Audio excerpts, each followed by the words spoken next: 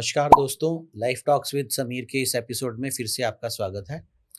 आज के जो हमारे मेहमान हैं इस एपिसोड में, उनका जो एक्सपर्टीज़ या फ़ील्ड है, अन्य डॉक्टर जो आज तक हमारे पास आते रहे हैं, उनसे भिन्न है। डॉक्टर साहब आयुर्वेदाचार्य हैं और BMS along with PhD in psychology हैं। और डॉक्टर साहब हमारे ख़ास आग्रह पर हिसार, हरियाणा से हमारे साथ कुछ अपनी बातें साझा करने के लिए आए हैं। तो आज का जो हमारा पॉडकास्ट का टॉपिक है वो है आयुर्वेदा मिथ्स वर्सेस फैक्ट्स। तो मैं आपको मिलवाना चाहूँगा आज के हमारे खास मेहमान डॉक्टर आशुतोष वशिष्ठ जी से। नमस्कार डॉक्टर साहब। नमस्कार Sameer ji. First of all thank you आपका, आपने हमें मौका दिया आपके साथ बातचीत के लिए शामिल होने का। बड़ी खुशी है और आप बहुत अच्छा काम कर रहे हैं। सोसाइटी के अंदर एक पॉजिटिव नॉलेज, पॉजिटिव मैसेजेस जा रहे हैं आपके through, that is quite appreciable. Thank you doctor साहब। आप लोग भी स्पेयर करते हैं अपना टाइम और इतना महत्वपूर्ण काम छोड़ के हमारे पास आते हैं इस सामाजिक कार्य में सहयोग करने के लिए, तो बहुत बहुत धन्यवाद आपका। तो डॉक्टर साहब मैं शुरुआत करना चाहूँगा सबसे पहले कि आयुर्वेदा है क्या? लोगों को मिसकंसेप्शन बहुत होते हैं इसको लेके, तो मैं सबसे पहले आपसे जानना चाहूँगा कि आयुर्वेदा क्या है? बहुत ठीक है, रेलेवेंट सवाल है आपका। देखिए, आजकल के टाइम में जो सोशल मीडिया में आप देखते हैं, तरह तरह के टिप्स बताए जा रहे हैं, तरह तरह के फार्मूले बताए जा रहे हैं कि ये घोल के पी लीजिए, ये मिक्स करके खा लीजिए तो इससे हेल्थ बेनिफिट्स होंगे। तो लोग समझ रहे हैं कि यही आयुर्वेद है। लेकिन आयुर्वेद को समझने के लिए सबसे पहले आपको ये समझना पड़ेगा कि उसकी प्रॉपर डेफिनेशन क्या है, बिल्कुल, उसका पर्पस क्या है। बिल्कुल। तो मैं कोट करना चाहूँगा कि आयुर्वेद का जब उत्पत्ति होती है तो उस समय एक श्लोक आता है, हिता हितम सुख दुखम आयुस्तस्य हिता हितम। अर्थ हुआ कि जी। जीवन के लिए, आयु के लिए हितकर क्या है, आयु के लिए अहितकर क्या है, अच्छा। आयु के लिए सुखकर क्या है और दुखकर क्या है। जी। इसका जिसके अंदर वर्णन है उस ज्ञान को हम आयुर्वेद कहते हैं। अच्छा, ये मतलब डेफिनेशन रही आयुर्वेदा की, जो जी मुझे लगता है आज तक हम सब लोग तो वंचित थे इस इन्फॉर्मेशन से। जी जी। और सेकेंडली मैं इस बात को थोड़ा और आगे भी बढ़ाऊंगा कि फिर नेक्स्ट क्वेश्चन आता है कि इसका उद्देश्य क्या है, क्या इससे हासिल होगा जी। इस ज्ञान को प्राप्त करने से। तो सेकंड उद्देश्य इसका आता है स्वस्थस्य स्वास्थ्य रक्षणम जी। आतुरस्य विकार प्रशमनम च। क्या बात है, आपकी संस्कृत तो लाजवाब है। देखिए, संस्कृत जो है वो आवश्यक है। हमारा भारतीय वाङ्मय जितना भी है वो संस्कृत में ही जी। है। तो अगर संस्कृत की थोड़ी बेसिक जानकारी हो तो आप उसको अच्छे से समझ सकते हैं। बिल्कुल, बिल्कुल। तो मैं कह रहा था कि स्वस्थस्य स्वास्थ्य रक्षणम आतुरस्य विकार प्रशमनम च। इसका अर्थ हुआ कि आयुर्वेद का उद्देश्य है स्वस्थ व्यक्ति के स्वास्थ्य की रक्षा करना, यानी कि प्रिवेंटिव एंड प्रमोटिव रोल हो गया यहाँ पर। ओके। और आतुरस्य विकार प्रशमनम च, यानी कि डिजीज उससे हो गई है तो उसको ठीक करने, ये थेरापेटिक रोल हो गया। तो अच्छा। आयुर्वेद के दोनों ही रोल हैं, प्रिवेंटिव एंड Preventive प्रमोटिव और therapeutic। थेरापेटिक। अच्छा। तो इस उद्देश्य से आयुर्वेद की ऋषियों ने रचना की थी। एक चीज़ जो बार-बार मेरे दिमाग में आती है, या हम जनरल पब्लिक की जो मैंने उनके माइंडसेट को समझा है, मतलब लोग जो है ना इस बात से कन्विंस नहीं है, क्या आयुर्वेदा साइंस है या सुपरस्टिशन है? नहीं, निश्चित रूप से वर्षों से कोई चीज अगर टिकी हुई है बिल्कुल।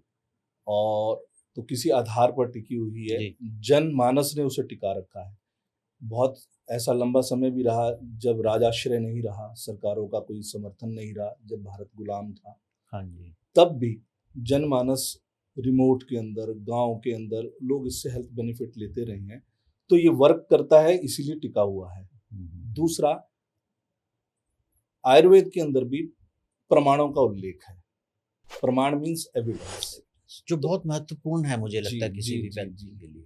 तो आयुर्वेद में प्रमाणों का जो जिक्र मिलता है उसके अंदर प्रत्यक्ष प्रमाण, अनुमान प्रमाण अच्छा। और आगम प्रमाण, तीन प्रमाणों का प्रमुख रूप से वर्णन मिलता है। आगम प्रमाण का अर्थ हुआ कि जो हमारे से पहले जो ऋषियों ने ऋषि मीन्स साइंटिस्ट, उस समय के जो वैज्ञानिक थे वो ऋषि ही थे। ऋषि मुनि ही थे उस तो समय के उन्होंने समय। जो शोध काम किया और उसको जब उन्होंने वर्सेस में लिखा, रेफरेंसेस में लिखा, उसको अगर हम प्रयोग करते हैं तो वो आगम प्रमाण है। दूसरा है प्रत्यक्ष प्रमाण।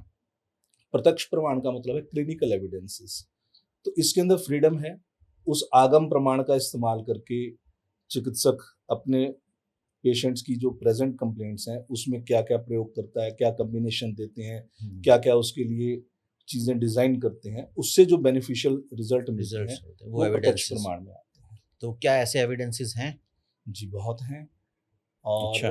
मैं रेफरेंस के लिए सिर्फ इतना ही कहूँगा कि अगर आप गूगल सर्च पे जाएं, गूगल स्कॉलर पे, पबमेड पे जाएं, रिसर्च गेट पे जाएं, तो आयुर्वेदा के ऊपर और उनके थेरापेटिक इफेक्ट्स जो हैं मेडिसिन के, दिए हुए हैं। उनकी रिसर्चेस भरी हुई हैं, बहुत सारी हैं। अच्छा।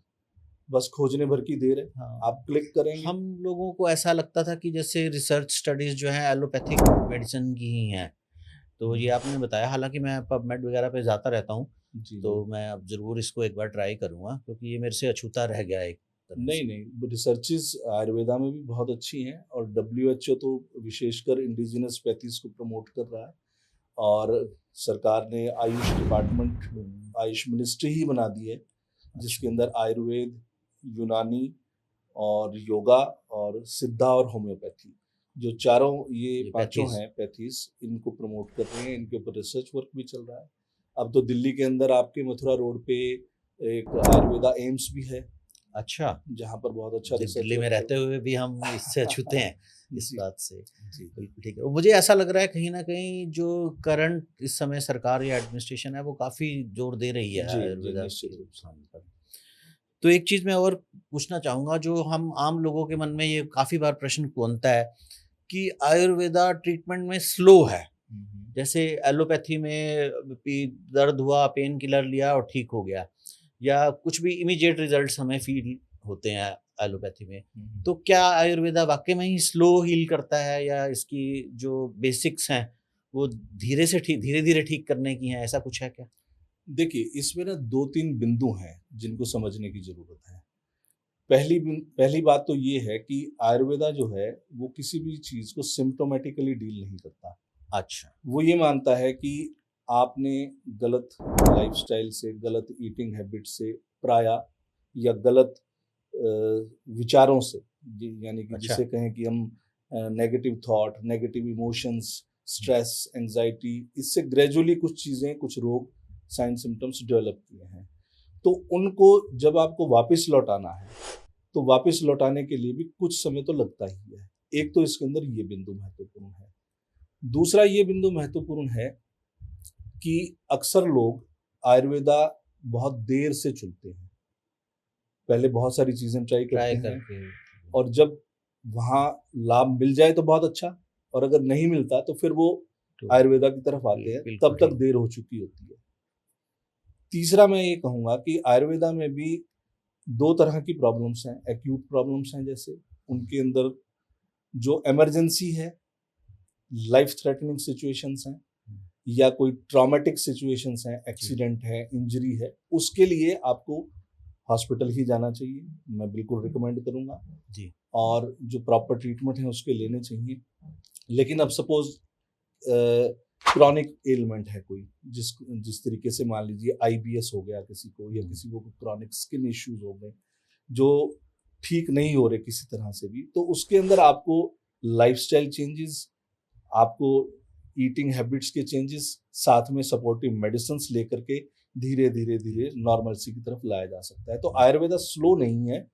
आयुर्वेदा का एक अपना एरिना है कि वो किस सेगमेंट पे काम करेगा, उसी के अंदर ही वो काम करता उसके अंदर उसको काम करना चाहिए। और मेरा ये मानना है कि जो आधुनिक चिकित्सा पद्धति है और जो आयुर्वेद है, ये एक दूसरे के कम्प्लीमेंट्री हैं। है। जी। ठीक है, इन दोनों को अगर मैत्रीपूर्ण ढंग से ही आपस में काम करें तो ह्यूमैनिटी की बहुत बड़ी सेवा हो सकती है। मैं आगे चल के आपसे ये प्रश्न पूछने ही वाला था हम्म। कि क्या आयुर्वेदा और एलोपैथी कॉम्पिटिटर्स हैं या एक दूसरे को कॉम्प्लीमेंट करते हैं? मतलब कॉम्बिनेशन है इनका, तो वो आपने कुछ तो जवाब इसी में दे दिया। जी, तो जी, इस पे जी। अगर कुछ और थोड़ी-सी रोशनी डालना चाहें नहीं, तो? मेरे हिसाब से वो बिल्कुल एक दूसरे के पूरक हैं पूरक हैं। और एक दूसरे के सहयोगी हैं। आप देखोगे जितने भी मल्टी स्पेशलिटी हॉस्पिटल्स हैं, धीरे-धीरे उनमें आयुर्वेदा विंग्स खुल रहे हैं। खुल रहे हैं, बिल्कुल। मेदांता में है, आपके गंगाराम हॉस्पिटल में है, और भी बहुत सारे सुपर स्पेशलिटी हॉस्पिटल्स हैं जिनमें आयुर्वेदा डिविजन्स हैं। जी, तो ये पूरक हैं एक-दूसरे के, जी, जी, और इनको मिलके ही काम करना चाहिए। जी। तो जैसे एक जनरल हमारे समाज में एक धारणा है कि एलोपैथिक मेडिसिन्स की तो बहुत साइड इफ़ेक्ट्स हैं, आयुर्वेदिक के कोई साइड इफ़ेक्ट्स नहीं हैं। तो क्या मैं ये मानूँ कि आयुर्वेदा के कोई भी साइड इफ़ेक्ट्स नहीं हैं? जी नहीं, बिल्कुल नहीं, ऐसा नहीं अच्छा, है। किसी भी चीज़ को साइंटिफिकली अगर आप देते हैं और प्रॉपर तरीके से देते हैं, तो वो ठीक है। अगर आप ब्लाइंडली उसको फॉलो कर रहे हैं, सेल्फ मेडिकेशन कर रहे हैं, उसकी डोज़ेज प्रॉपर नहीं है या प्रिपरेशन प्रॉपर नहीं है, जी। तो उनके साइड इफ़ेक्ट्स भी ये होते हैं। सब देखो, चीज़ें तो मैं इसमें ना छोटा-सा, आप पानी भी आवश्यकता से अधिक पीते हैं, तो वो नुकसान देता नुकसान। है। भोजन भी आवश्यकता से अधिक खाते हैं, तो नुकसान देता है। हुँ, तो ऐसे ही आयुर्वेदिक औषधियों का युक्ति युक्त प्रयोग, हुँ। संस्कृत में अच्छा, शब्द आता है युक्ति युक्त प्रयोग, यानी हुँ, कि जैसा रिक्वायर्ड है, जहाँ रिक्वायर्ड है, जितना रिक्वायर्ड है, उतना। वो एक्सपीरियंस्ड जो फिजिशियन है उसकी राय से ही करना चाहिए। अदरवाइज इनके बिल्कुल। भी साइड इफेक्ट्स होते हैं। एक चीज़ मैं और डॉक्टर साहब आपसे जानना चाहूँगा, जैसे हमारे एलोपैथिक के ड्रग कंट्रोलर नाम की एक संस्था होती है जो रेगुलेट करती है उसको। तो आयुर्वेदा में भी ऐसा ही कुछ है क्या जो आयुर्वेदिक मेडिसिन बनाने वाली कंपनीज़ को या उसकी प्रैक्टिस करने वाले लोगों पे कुछ कंप्लायंसेस, रेगुलेशंस रखती हो कि भई मिसयूज़ ना हो किसी थेरेपी का या इस थेरेपी के नाम से कोई झूठे प्रपंच ना चलें? नहीं, ये आपने बहुत अच्छी बात बताई और अच्छा सवाल किया आपने। बिल्कुल है, भारत के अंदर रेगुलेटरी मैकेनिज़्म्स आयुर्वेदिक मेडिसिन्स के लिए भी हैं। आपको कोई भी फ़ॉर्मुलेशन बनवानी है, तैयार करानी है, तो सबसे पहले आपको आयुष डिपार्टमेंट से, अपने स्टेट के आयुष डिपार्टमेंट से उसकी परमिशन लेनी पड़ेगी, प्रॉपर जी, आपको कंपोज़िशन देनी पड़ेगी, जी। और वो जब वो उसकी जाँच से संतुष्ट हो जाएँगे, तब वो आपको परमिशन मिलती मतलब है। प्रोडक्ट की अप्रूवल मिलती है। प्रोडक्ट की अप्रूवल मिलेगी। सेकेंडली, वो अप्रूवल आपको इंडिविजुअली नहीं मिलेगी, वो मैन्युफैक्चरर को मिलेगी। वो ओके, मैन्युफैक्चरर जो ऑलरेडी बहुत सारे नॉर्म्स को पूरा पूरा करके कर रहा है। बैठा हुआ है, लाइसेंसेस लेके, अलग-अलग डिपार्टमेंट से परमिशन लेके, जीएमपी सर्टिफाइड है, उसको उस फॉर्मूलेशन की परमिशन मिलेगी, और तभी आप मैन्युफैक्चर करा के उसे यूज़ कर सकते तो जैसा हमारा मानना ये था कि आयुर्वेदा नॉन साइंटिफिक है, हैं। हुँ, तो काफ़ी तो आपने इस प्रश्न में लोगों की शंका दूर कर दी है कि ये बिल्कुल ही नॉन साइंटिफिक थेरेपी नहीं है, हुँ, सरकार का रेगुलेटरीज़ का हुँ, कंट्रोल है। हुँ। मतलब इसे हम एक साइंटिफिक मेथड ही मानें। बिल्कुल, इसके अलावा बहुत सारे क्लिनिकल ट्रायल भी होते हैं। हुँ, मेडिसिन्स के ऊपर भी हो रहे हैं, कि किस मेडिसिन की क्या थेरेपेटिक एफिकेसी है, कौन-कौन से उसके अंदर एक्टिव फाइटोकेमिकल्स हैं, और उनसे वो जो क्लेम्ड, जो कोटेड उनके पॉजिटिव इफ़ेक्ट्स हैं, वो कितने अचीव होते हैं, इसके ऊपर बहुत सारी स्टडीज़ हो रही हैं। और जो पर्टिकुलर डिज़ीज़ के ऊपर उनके जो इम्पैक्ट हैं, प्री एंड पोस्ट, इस हुँ, तरह की भी बहुत सारे रिसर्चेज़ दुनिया भर हो में हो रही हैं। हो रही हैं। तो मतलब एक तरह से मॉडर्न मेडिसिन और आयुर्वेदा का ये समावेश है। जैसे इस तरह के कुछ प्रयोग करते हैं जिसमें मॉडर्न मेडिसिन भी आप इस्तेमाल कर रहे हैं या और आयुर्वेदा भी। इस तरह के क्या आयुर्वेदा फिजिशियंस को अलाउड होता है इस तरह का कुछ? देखो, वो एक आपका ये जो प्रश्न है, एक लीगल प्रश्न है, लीगली अलाउड है, आप चाहो तो कर सकते हैं, अच्छा, लेकिन लीगली अलाउड है। हाँ, कर सकते हैं, लेकिन मेरी जो क्लिनिकल एक्सपीरियंस है, मेरा जो एक्सपर्टीज़ है, उसमें हम मॉडर्न टेक्नोलॉजीज़ का इस्तेमाल डायग्नोस्टिक टूल्स का तो करते हैं, जी, लेकिन जो लाइन ऑफ ट्रीटमेंट है, वो मैं प्योर आयुर्वेदा रखता हूँ, योगा से बेस्ड रखता हूँ, या साइकोलॉजी से बेस्ड रखता हूँ। ओके, एलोपैथी की अगर किसी को ज़रूरत है, सपोज़ किसी को कोई इन्फेक्शियस है, या किसी को कोई पेन मैनेजमेंट के लिए इमीडिएट कोई ज़रूरत है। पेन किलर्स की ज़रूरत है, तो हम रिकमेंड करते हैं उसके लिए आप फिजिशियन के पास जाएँ, उनसे कंसल्ट करके प्रॉपर मेडिसिन लें। मेरे यहाँ जो मेरी प्रैक्टिस है, उसके अंदर हम वो प्योर इसमें आयुर्वेदिक मेडिसिन से डील करेंगे। डायग्नोसिस के लिए आयुर्वेदिक तरीके से नाड़ी परीक्षा, प्रकृति परीक्षा, वो भी करेंगे, और अगर हमें ज़रूरत है तो जो मॉडर्न टूल्स हैं, डायग्नोस्टिक लैब्स हैं, जी, डायग्नोस्टिक्स हैं, उनका इस्तेमाल इमेजिंग भी लैब्स करते इनका सहयोग ले हैं। लें। डेफ़िनेटली करते हैं, और करना भी चाहिए। बिल्कुल, वो तो बहुत ज़रूरी है मतलब आज जो एक स्पष्ट बात ये सामने जो एक निकल के आई है कि आयुर्वेदा अब जड़ी बूटियों तक सीमित नहीं है। बिल्कुल, बिल्कुल। मतलब इसमें साइंटिफिक पूरा एक कंप्लायंसेस, रेगुलेटरीज़ देखो, सब। मैं इसमें ना एक चीज़ और आपको बताना चाहूँगा कि आयुर्वेद के बारे में ये भी बहुत बड़ा मिथ है कि आयुर्वेद का मतलब जड़ी-बूटी, आयुर्वेद का मतलब भस्म, आयुर्वेद का मतलब पिष्टी या आयुर्वेद का मतलब औषधि। नहीं, बिल्कुल नहीं। आयुर्वेद इससे बहुत बड़ा है, होलिस्टिक है, ऑल इंक्लूसिव है। मैं इसको बताना चाहूँगा कैसे। जी। देखिए, आयुर्वेद के अनुसार जीवन के 3 स्तंभ हैं, आहार, निद्रा और ब्रह्मचर्य। अब इन तीनों को अलग-अलग समझना पड़ेगा कि आहार क्या है आयुर्वेद के अनुसार, निद्रा का क्या उपयोग है और ब्रह्मचर्य का क्या अर्थ है। मैं आपको थोड़ा एक्सप्लेन करना चाहूँगा इस मैं बारे में। बल्कि आहार पे आने ही वाला था, तो इसी प्रश्न में मुझे लगता है उसका भी आप जी, जी, जी, जवाब दे ही निश्चित, रहे हैं। तो निश्चित। आहार का मुझे बहुत महत्वपूर्ण तरीके से जानना देखो, चाह रहा हूँ। आहार का ना एक आम जनमानस में ये कांसेप्ट है कि जो हमने खाया-पिया वो हमारा आहार है। आयुर्वेद ऐसा नहीं मानता। आयुर्वेद ये कहता है कि हमारी 5 ज्ञानेंद्रियाँ हैं। 2 आँखें, नासिका, जिह्वा, कान, त्वचा, ठीक है? और हर सेंसेस से, हर ज्ञानेंद्रिय से हम कोई ना कोई डेटा अंदर ले रहे ले हैं। रहे हैं। तो जीभ के लिए जैसे पानी पीना आहार है, जीभ के लिए जैसे भोजन ग्रहण करना आहार है, ऐसे ही आँखों के लिए दृश्य उसका आहार है। जो हम देख रहे हैं। कानों से आप क्या सुन सुन रहे रहे हैं। हैं, किस तरह की इन्फॉर्मेशंस डेटा आपके अंदर जा रहा है, वो कानों का आहार है। नासिका से आप क्या सूंघ रहे हैं, वो उसका आहार है। तो स्पर्श है, हम किसी को टच करते हैं, कोई कंसोल करने के लिए, अपना अफेक्शन दिखाने के लिए, तो उससे आपका साइकोलॉजिकल जो मैसेज जा रहा है, वो त्वचा का आहार है। जी। तो आयुर्वेद आहार की शुद्धि की बात करता है। आयुर्वेद कहता है, आहार शुद्धौ सत्व शुद्धि। अगर आपका आहार शुद्ध है, तो आपका पूरा का पूरा बॉडी जो है वो डिवाइन हो जाता है। तो इसमें सभी तरह के आहार, जी, तो सुनने और देखने वाले आहार की तो कभी कोई बात ही नहीं करता। जी, जी। ये बहुत महत्वपूर्ण है क्योंकि जी, आजकल जो हम देख रहे हैं या जो हम सुन रहे हैं उससे हमारी इमोशन सब कुछ डिस्टर्ब तो होता ही है। जी, जी। आदमी फ़ील तो हम उसे मानसिक तौर पे बस एक तरह से ले लेते हैं अपने ऊपर कि इसने मुझे डिस्टर्ब कर दिया ये। हुँ। इसको हमें आहार की तरह ही लेना चाहिए कि अब हम। देखिए, मेरे पास बहुत सारे यंग पेशेंट्स आते हैं, वो काम कर रहे हैं कॉर्पोरेट्स में। अब सपोज़ छोटी-सी बात है कि एसिडिटी हो गई है जी और बेचैनी बहुत है, पेट अच्छे से साफ़ नहीं होता, ठीक है? कोई मेडिसिन दे दीजिए, उनका एजेंडा है मेडिसिन दे दीजिए। लेकिन आयुर्वेद पूछता है कि भाई साहब आप खा क्या रहे हो? भाई साहब आप देख क्या रहे हो? भाई साहब आप सुन क्या रहे हो? सो कैसे रहे हो?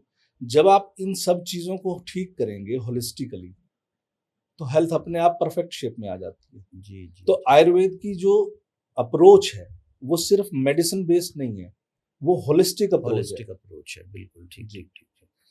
तो मतलब मेंटल हेल्थ पे भी आयुर्वेदा काम करता है। मतलब मैं अभी तक ये नहीं मेरे नॉलेज में था। जी, जी। मैं अभी बातचीत में जो 3 स्तंभ बताए आहार, निद्रा और ब्रह्मचर्य, ब्रह्म मैं इन पे भी आना चाहूँगा। बिल्कुल, बिल्कुल। तो निद्रा जो है, निद्रा के लिए आयुर्वेद ये कहता है कि अ, अंग्रेज़ी में भी एक बहुत पुरानी कहावत है early to bed, early to बिल्कुल, राइज़, बिल्कुल। Make a man healthy, wealthy and wise.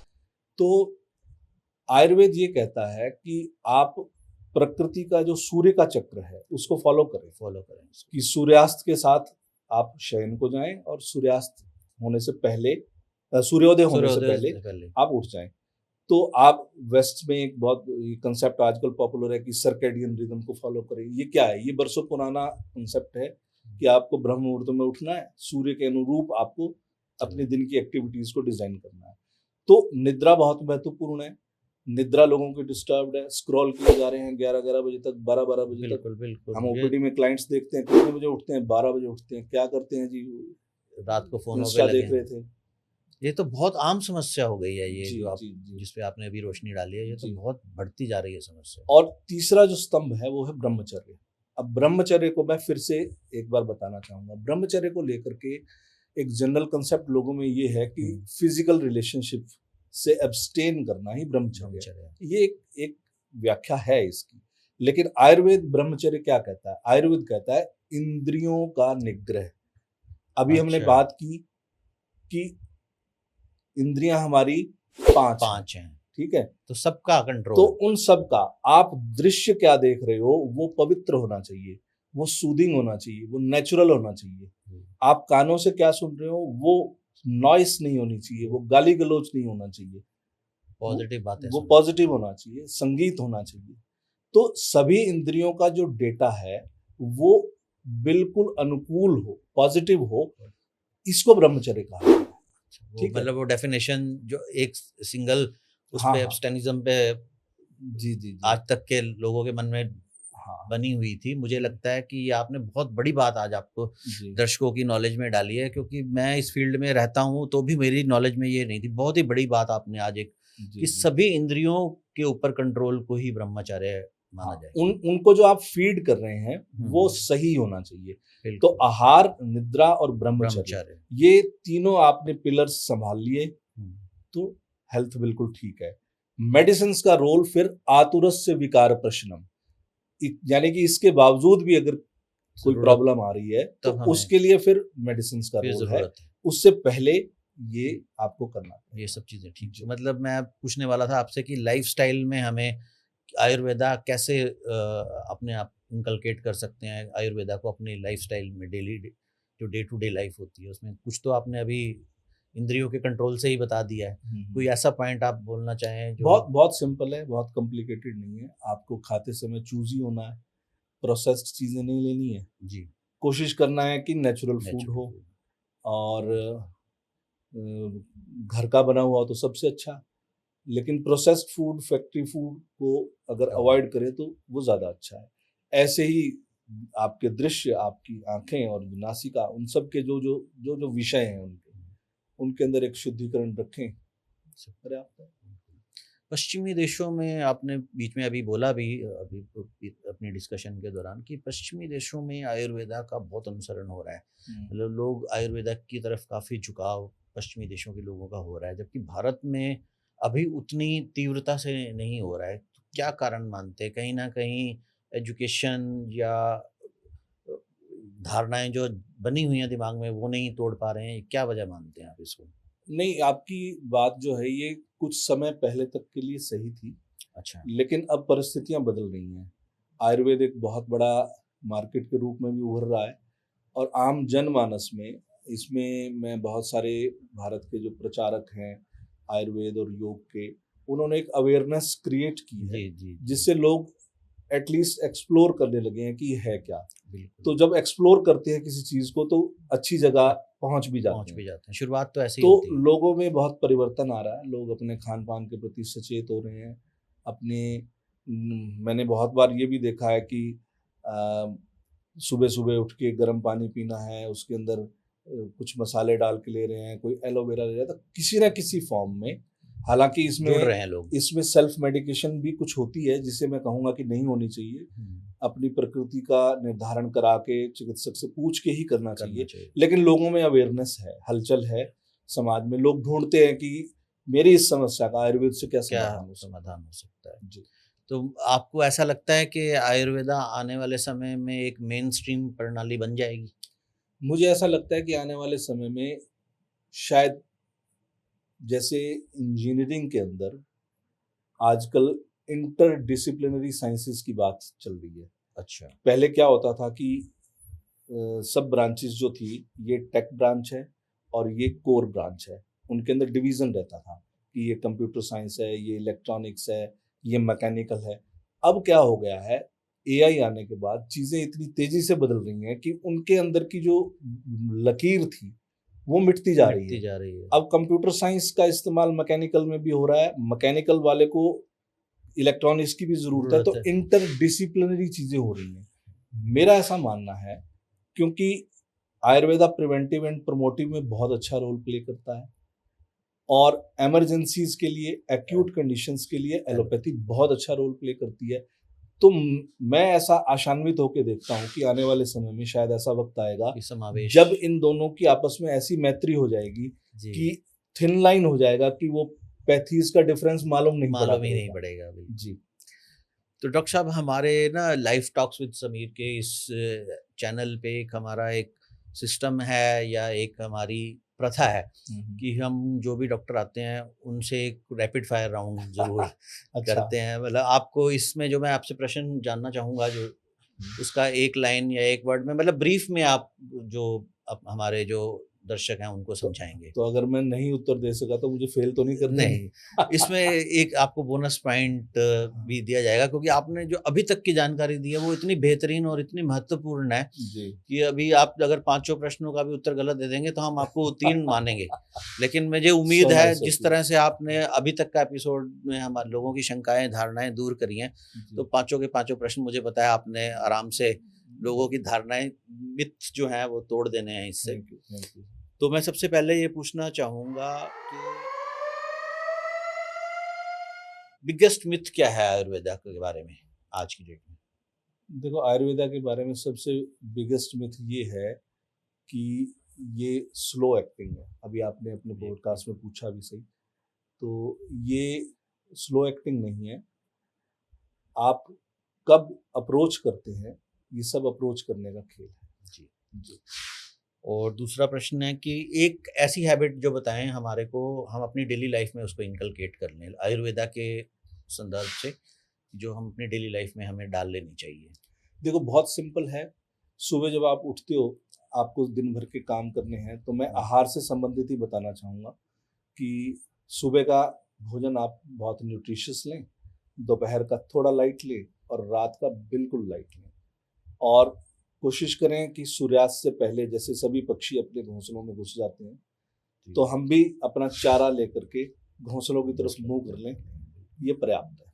इसी से ही आयुर्वेद के जो बेसिक स्वस्थ वृत्त के नियम हैं, वो शुरू हो जाएँगे जीवन में आने। मैं अभी रैपिड फायर के प्रश्न देख रहा था, तो दर्शकों जो मेरे पास बचे हुए प्रश्न हैं, उनका उत्तर पहले ही डॉक्टर साहब दे चुके हैं। तो मैं दोबारा से समय व्यर्थ नहीं करता। जी, मैं जी। एक आखिर में ये पूछना चाहूँगा कि यूथ के लिए एक संदेश दें जो आपके पॉइंट ऑफ व्यू से बहुत ज़रूरी है। यूथ के लिए कोई संदेश आप देना चाहें तो? देखो, यूथ के लिए संदेश मैं ये देना चाहूँगा कि आप देश का भविष्य हो और आपको अपना जो उद्देश्य है, वो कोई ना कोई बनाना चाहिए और उसे प्राप्त करने के लिए संघर्ष भी करना चाहिए। लेकिन आप ये तब कर पाओगे, जब आप जीवन को धारण करने वाले 3 पिलर्स का ध्यान रखोगे। जैसा कि हमने इस पॉडकास्ट में चर्चा की कि आहार, सभी इंद्रियों के आहार की शुद्धि और पवित्रता रखें। निद्रा आप बहुत सम्यक लें और ब्रह्मचर्य, यानी कि अपने सभी इंद्रियों का जो डेटा है, वो प्यूरिफाइड फॉर्म में आप उनके अंदर डालें, तो आप अपने लक्ष्य तक पहुंच जाएंगे और एक विशेष, उन्नत और समृद्ध भारत का निर्माण होगा। बहुत बढ़िया। तो दर्शकों मुझे लगता है आज की इस एपिसोड में आयुर्वेदा को लेकर जो धारणाएँ थी, मिथ थे, वो काफ़ी हद तक डॉक्टर साहब ने उन पे रोशनी डाली है और काफ़ी हद तक हमारे दिमाग में जो है वो चीज़ें आई हैं जो उनको मेरे मेरे लिए तो आज बहुत सारी नई चीज़ें मेरे दिमाग में प्रवेश करी हैं जो डॉक्टर साहब ने बताई हैं। तो अब मुझे ऐसा लगता है कि आपकी भी काफ़ी धारणाएँ और शंकाएँ इससे मिटी होंगी। तो आज की इस एपिसोड में मुझे ऐसा लग रहा है कि मुझे बहुत सारी बातें और करनी चाहिए डॉक्टर साहब से, जो कि आज संभव तो नहीं हो पाएगा, लेकिन मैं डॉक्टर साहब से दर्शकों के माध्यम से भी डॉक्टर साहब आपसे आग्रह करूँगा कि आने वाले कुछ समय के बाद जब भी आप समय निकाल पाएँ, एक नए विषय पर एक नया एक एपिसोड हम आपके साथ और बनाना चाहेंगे क्योंकि बहुत ही महत्वपूर्ण जानकारी आज आपने दी है। तो इसी के साथ ही मैं डॉक्टर साहब से आज्ञा लेना चाहूँगा और मैंने इनको निमंत्रण आप लोगों की तरफ से दे ही दिया है अगले एपिसोड के लिए, तो मुझे उम्मीद है डॉक्टर साहब समय निकालेंगे और माय प्लेज़र। बहुत-बहुत मैं धन्यवाद डॉक्टर साहब ज़रूर आपने कोशिश करूँगा और भरसक प्रयास करूँगा एक बार फिर आपसे इसी चर्चा को आगे बढ़ाने के लिए। Thank you. बहुत-बहुत धन्यवाद डॉक्टर साहब। आपका भी धन्यवाद। तो लाइफ टॉक्स के इस एपिसोड में आज के लिए इतना ही दोस्तों। मैं आपसे एक और रिक्वेस्ट करना चाहूँगा, अगर आप लोगों के दिमाग में कोई भी ऐसा टॉपिक, कोई भी ऐसा हेल्थ से रिलेटेड फ़ील्ड है, जिसका कोई आप कोई एपिसोड या पॉडकास्ट देखना चाहते हैं, तो हमारे चैनल पे ज़रूर कमेंट्स में लिखें। हम कोशिश करेंगे आपकी उस चीज़ को हम फुलफ़िल कर पाएँ, आपकी उस रिक्वायरमेंट को हम फुलफ़िल कर पाएँ। और हमारे अन्य एपिसोड्स को देखने के लिए हमारे चैनल को लाइक करें, सब्सक्राइब करें और शेयर भी करें, जिससे ये जानकारी और लोगों तक पहुँच सके। बहुत-बहुत धन्यवाद।